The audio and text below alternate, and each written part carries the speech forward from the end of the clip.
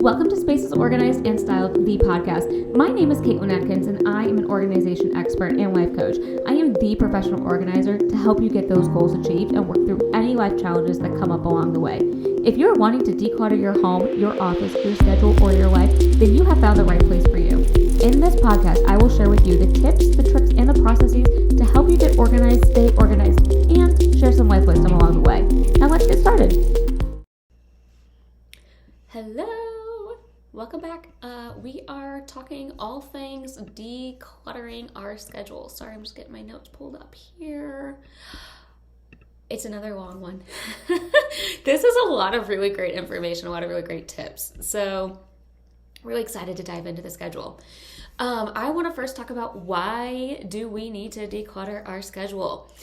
If you're like anybody else, most of the people, we are overbooked. We have a lot of stuff on our plate. If you are like me, you have volunteered your time.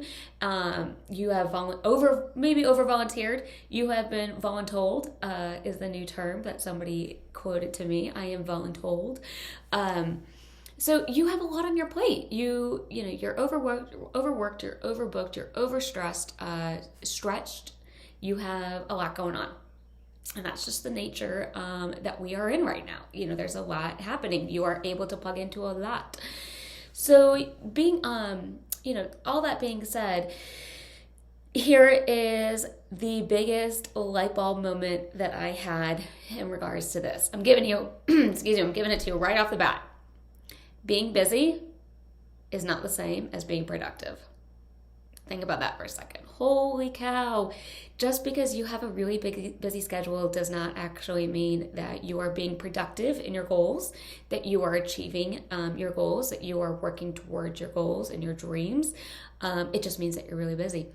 And a quote that I had heard that I thought was really empowering about this is, if the ladder isn't leaning against the right wall, every step that we take gets us to the wrong place faster. And that is by Stephen Covey.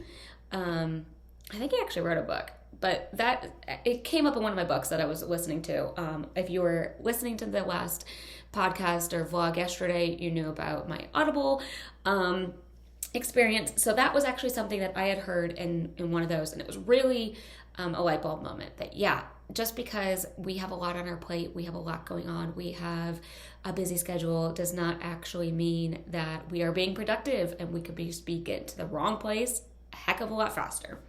Okay, so kind of depressing, but also empowering and exciting at the same time, because now you get to go do the right things.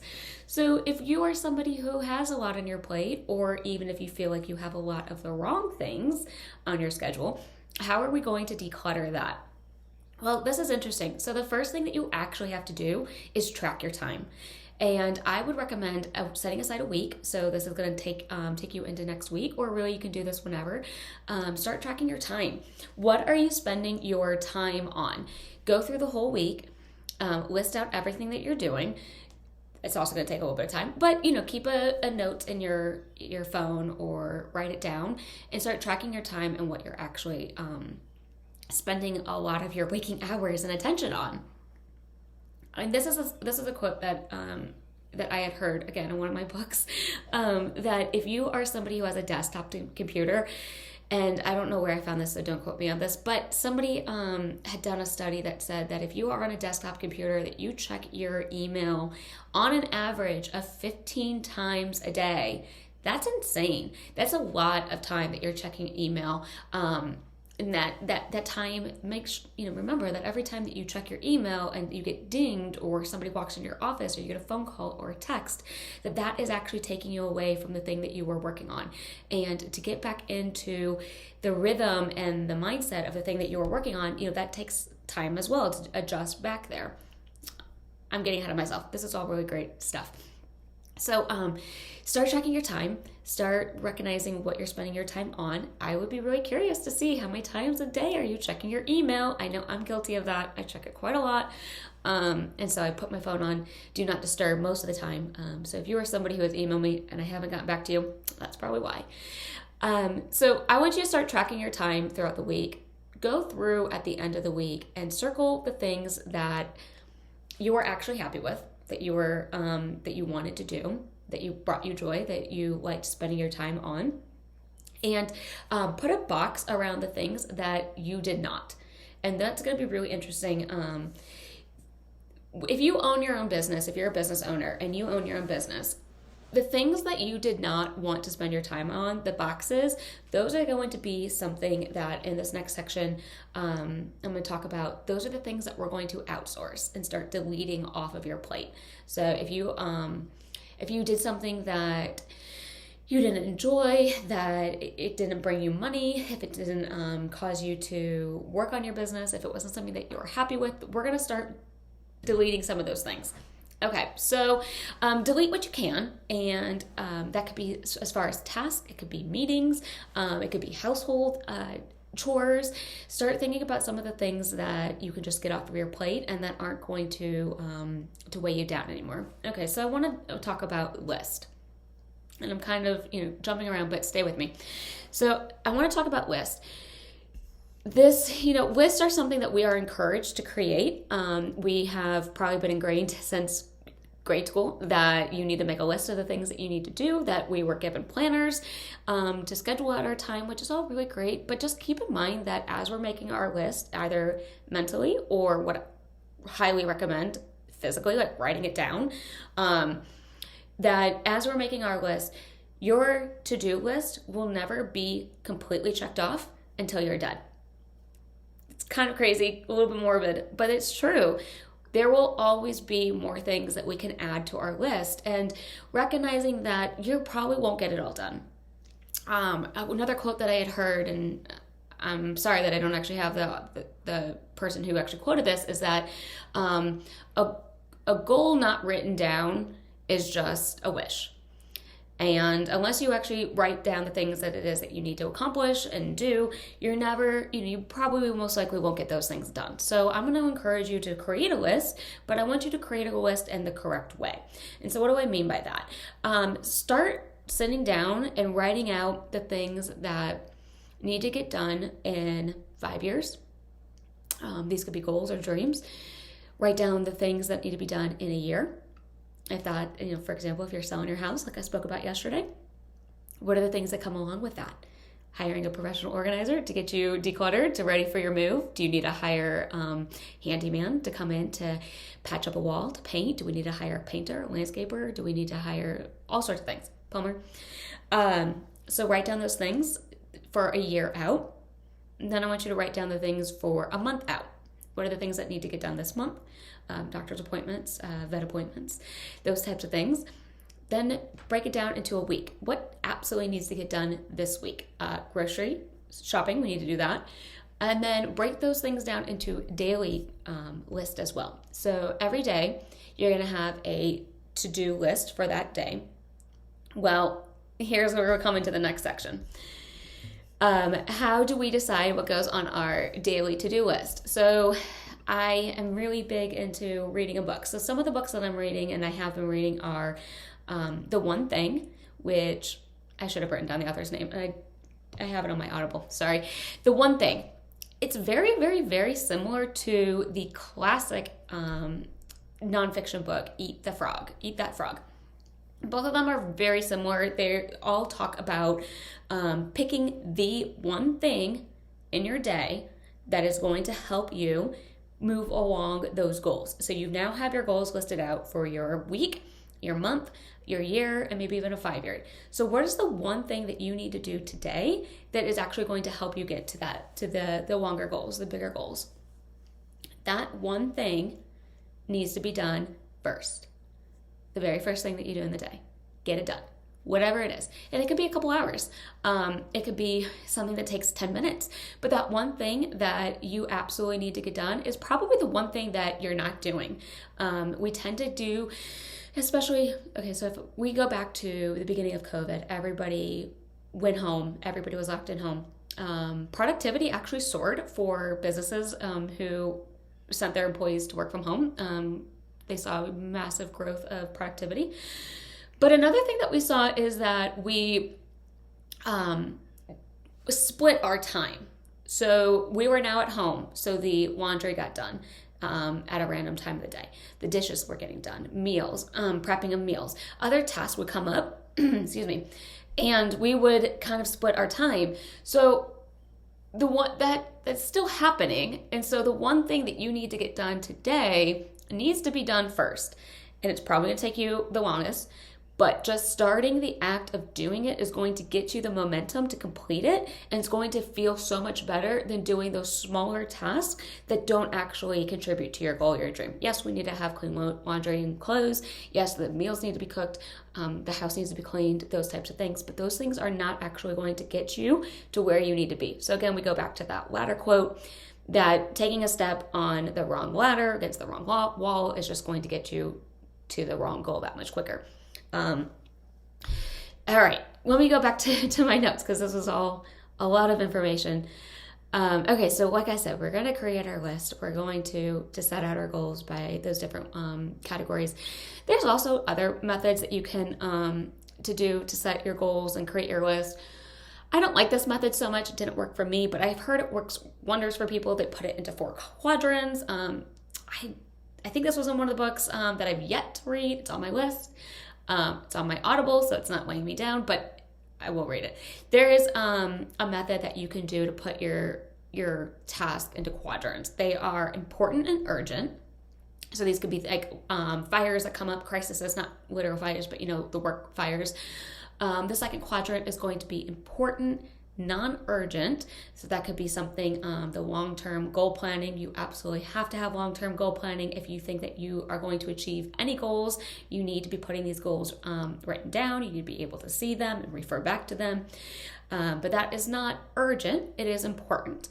The third quadrant is going to be not important, but urgent. These things are like emails or phone calls or meetings or events. All this stuff, it didn't work for me, but hopefully it does for you. The last quadrant is not important and not urgent.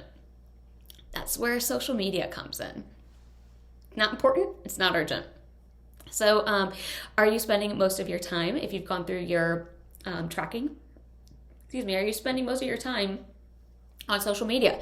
Are you scrolling mindlessly through somebody's feed? Is it going down a rabbit hole of information that you just don't need? So think about those.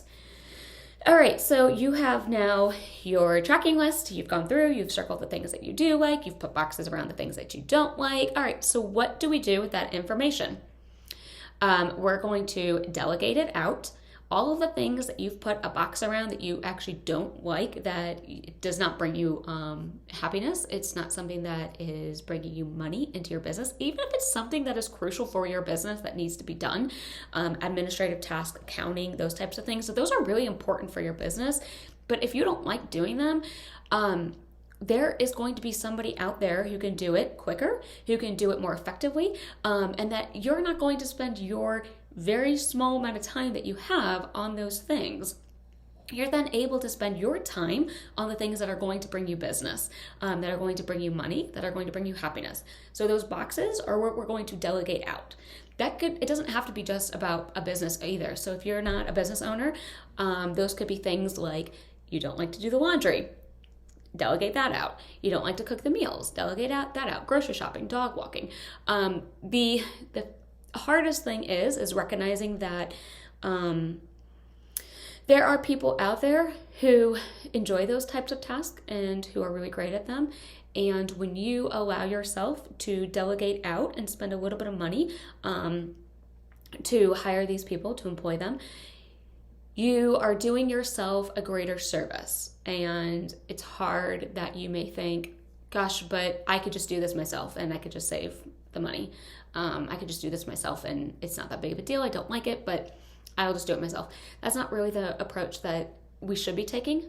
We should be taking the approach of, I know that this doesn't serve me, it doesn't bring me happiness, and it doesn't bring me business. So rather than spending my time on something like this, I'm going to spend my time on something that I can actually enjoy and earn money from. So delegate those things out, pass it along to somebody else. These are called the 3 Ds. So the first is delegate. The second D is to do it. If something comes across your plate, if something comes across your email that you know is going to take 10 to 15 minutes, put it on your daily list. Put it on your list of things that need to get done. However, do not put it above that frog. So if you've read Eat That Frog, you know that you need to eat your ugliest frog the first thing in the day. If you have 2 ugly frogs, you need to eat the largest one and then eat the smaller one. If you've read The One Thing, you know that the one thing that you need to do is going to be your first priority in your day. So that's all fine that you have other things that are popping up in your day that need to get added to your daily list. Just make sure that you're not putting those things above your frog and the one thing. The frog and the one thing absolutely have to be done. Delete it from your list. So the third D is to delete. So if something comes across your plate that is not going to actually serve you, it's not going to benefit you in any way, it's not going to progress you along those goals that you now have written out because you've taken the time to write out your yearly, 5-year, monthly goals, weekly goals. If it's not actually going to be benefiting you in those ways, delete it. And that's okay. You can't complete everything. Like I said at the beginning, your checklist is never going to be done until you're dead. So why add to it if you know that you are just not going to need it? This is the setting the boundaries stage. So how do we set the boundaries after we've started to declutter? The next thing is that we're going to batch or block our time. And this is something that's kind of a new phenomenon for people who are business owners, who have a social media presence, who have blogs or vlogs or YouTubes or all those things, is batching. Do you think that I sat here every single day this week, each morning, and recorded these videos? No, absolutely not. I am batching all of this. All of my social media is batched. It is all put into my calendar. This is something that a lot of business owners have a hard time with being genuine and authentic about. But at the time of all of my social media posts and all of my blogs and podcast recordings, the content that I'm delivering is I'm being very genuine with it. I want the end user to get the best experience. I'm not being inauthentic or fake with the information. So it is none of my business when my users consume my content. They could go back and listen to all of my previously recorded podcast videos. They could go back through and look at all of my past social media content. All of that is fine. I am just not recording all of these the day that they are all getting released, if that makes sense. So this is what this is going to do. I set aside a day, and that day is for X project, and I just knock it all out. What does this do? It allows me to then, in the future, not divide my time between, I need to sit down and schedule a post to go out on social media. I need to sit down and record this audio or this video. I am then able to keep my focus more singularly on one attention. So that could be working with a client. It could be doing an assessment. It could be taking different phone calls and meetings and all the different things that I need to get done without also having this the top of my day. So batching is something that's kind of crazy. That is, like I said, it's kind of new with social media, that these social media content creators are batching content, and that it makes it so much more efficient. It makes it so much more easier on everybody's plate. So think about where you can batch your life. I had a meeting with somebody where I consulted them on batching, and this was something that they hadn't really thought about, that I pointed out to them. They were doing things. They had one day a week where they were doing the same activity. They were writing thank you cards. They were creating their emails for that week. They were doing multiple things that could be done in a singular day, and that entire month it was just done. Now, I wouldn't recommend batching so far out. Don't batch too far out because things could change. Your brand aesthetics and style and the content that you want to deliver could change. However, if you sit down at the beginning of the month and you batch out your content, that is pretty much going to be consistent. It also allows you to keep brand consistency as well. So your aesthetics, your brand aesthetics and color schemes, they can all be very cohesive if you are batching. So, and blocking your time as well. Very similar to batching, it's just setting a time aside for a particular activity, a particular task. So that could be blocking your time for emails, responses. Don't fall into the trap of checking your email 15 times a day. If you could just block your time and know that at the beginning of your day, after the that frog is eaten or after that one thing is accomplished, that the next activity that you're going to do is going to read over your unread emails and answer your emails. It could also be that you're going to check your email before you log out for the night. So blocking those times so that way you're not doing things sporadically, you're not checking 15 times a day. That's going to really help you keep focused as well. So we talked a little bit about outsourcing what you can. Really, outsourcing is one of the best things that you could do for yourself, for your business, for your home. Outsource the things that are no longer bringing you money, that somebody else can enjoy doing, and that just get it off your plate. The next thing I'm going to recommend is building in your downtime or your playtime. And what do I mean by that? I used to work for somebody who was very much overworked and overstretched. They had a jam-packed schedule, and one of the things that I noticed that they didn't do, which caused them a lot of stress, was they didn't build in that downtime. So when we were traveling a lot prior to COVID, you'd come back and then you'd jump straight back into the next meeting. You'd jump straight back into the work week ahead or the next fire that needed to be put out. If you can know ahead of time that you are going to have something come up that you then need to build in a relaxation. So you could be traveling for a work conference and you're going to need to speak, and that's going to give you a lot of anxiety, or you're going to have a lot of stress. You're coming back. So don't book out the next day with meetings that is just not going to be productive. You're not going to be fully present. You're not going to be really attentive because you've just come back from this trip. So instead, maybe build in a spa day. Maybe build in some downtime. Maybe build in another activity. You could go to the gym. You could do a class. Build in something else that's going to be more productive. So if you know that you've worked Monday through Friday, you have a long week, build in that downtime on the weekend, because it could be very easy to get into other projects like home remodeling, or not speaking from experience at all.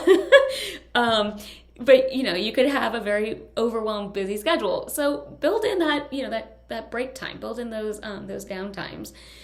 They're going to happen. I recommend to clients I've got clients who travel and they come back and they are so overwhelmed with the amount of stuff that they have to come back with. They maybe, it just could be as simple as the unpacking. They get overwhelmed with coming back and having, a large suitcase of clothes that they know that they are going to need to unpack and put away and wash and all the things. Build in that time. You're coming back. You booked your return flight. Put it on your calendar, like first hour when you get back. That's going to be an unpacking, maybe not first hour, but build that time in the next day. Build it in. You already know it's going to happen. All right, so I wanted to leave you with a couple of other resources. I don't have these physical books because I don't read physical books, but a couple of the books, if you wanted to get a little bit more clear on your schedule and decluttering and helping you move about your schedule, I mentioned The One Thing. Excuse me. This is a book that is really, really similar to Eat That Frog. I kind of feel like I want to say it was published after Eat That Frog. I feel like Eat That Frog has been around forever. So if you read Eat That Frog and you kind of wanted a refresher, a fresh take on it, read The One Thing. It's really, really good. Obviously, Eat the Frog. Funny enough, that book was actually recommended by the person who is overstressed and overbooked. So yes, Eat the Frog is a very good thing as well. That's a book that I kind of put on the back burner for years and years and years, and it's super easy read. If you're on Audible, it's about 2 hours. Put it on, hyperspeed and get it done in an hour. It's actually a really great book. Also, Working Hard, Hardly Working. Personally, I have yet to accomplish this one. It is on my list. It may be the next one that I dig into. I'm also adding some of these to kind of like a book club type thing that I'm throwing out on social media. The 1st and the 15th of every month, I should have mentioned this yesterday. Was it yesterday? So should have mentioned this yesterday, that the 1st and the 15th of every month, I am releasing books that I am reading that were super helpful. So it's almost like a quasi book club. If you feel like you want a great book recommendation, check out my social media. Every 15 days, I'm putting out a new book. So Eat That Frog is on there, and The One Thing, I believe it is on there as well. As soon as I complete Working Hard, Hardly Working, that one will go up there as well. All right, so those are my tips for decluttering your schedule. I hope that they helped. Just keep in mind, it'll change, ebb and flow. Nothing is consistent. Nothing is ever stagnant and permanent. So just keep that flexibility in mind. All right. Let me say what is going to be our topic for tomorrow. I do not have it here. Here it is. Yes, papers. All right, so come back tomorrow. This was a longer episode. Come back tomorrow, and we're going to talk about decluttering all of our paperwork. All right, see you then. Bye.